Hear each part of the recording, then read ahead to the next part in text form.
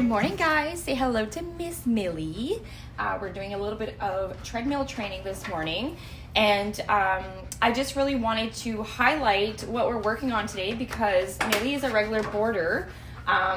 Last year she was super confident on the treadmill, and as of late she started attacking the handles out of nowhere from what mom has said, and she's very flighty on the machine. So obviously my first question was, did something traumatic happen?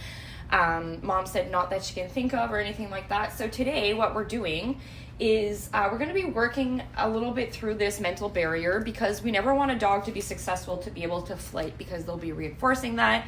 And anytime that they're feeling slightly a little bit uncomfortable and they're successful to flight, then they're reinforcing that, and then it just becomes more comfortable to do that than to stay in the stress. So our job is to support them, to guide them, hold their hand, to show them that nothing bad is going to happen.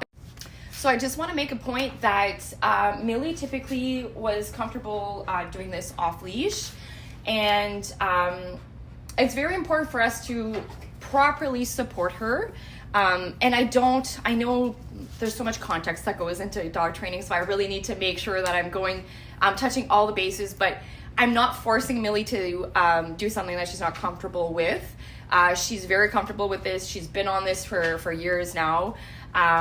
So when you see me, I'm going to be holding the leash for guidance, okay? The leash is going to be short but not tight, just in order for me to steer her a little bit. So when she does have those flighty moments, I'm just going to steer her back a little bit back on the treadmill. We're going to release the pressure, and I just want her to start learning that like nothing bad is going to happen. Even though you try to flight and you come back, we can calm down and we can get through this together. And what happens oftentimes, we don't hold our dogs accountable. So, and I hate to say it, but we do live in a world where we are surrounded by also humans that also lack accountability. And that's not the point of the video, but I'm just trying to make the correlation that if the dog is successful to kind of remove itself from that stress, we don't have a method to hold them accountable. So it's just going to become a new pathway, so easy for them to retreat when they don't feel comfortable, okay? Again, this is something that she is comfortable with. We just need to help guide her and show her that nothing bad is going to happen, and just to kind of reprogram that brain, and for her to also know that flighting is not the first option, okay? I never want to force a dog to be in a situation where they're not comfortable, but I do know Millie, and she's that dog that will jump on the treadmill when it's already moving, okay? So she's not fearful of it. There is something going on psychologically that we just need to help her move past that barrier. All right, we're gonna get her ready. I have a slip leash here. We just want to make sure that we have a slip-proof collar so the dog cannot slip out of, because then it would defeat the purpose of you having the leash. Millie, please. Yes. All right, so we're going to keep a short but not tight leash just in order to guide. You may not be able to see here. I'll try to keep it here so you guys can see.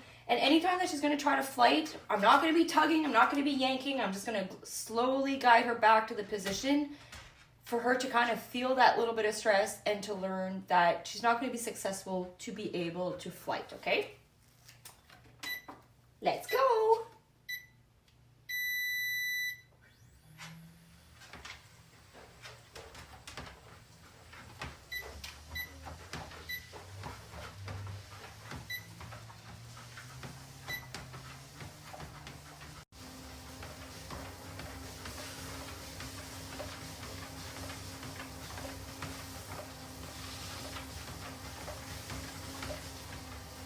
I don't know if you guys can see, but there is some stress going on here. It's not typical Millie's demeanor on the treadmill.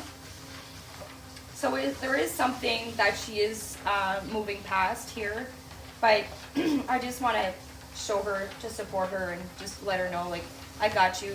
Nothing bad's going to happen. We're going to get through this together.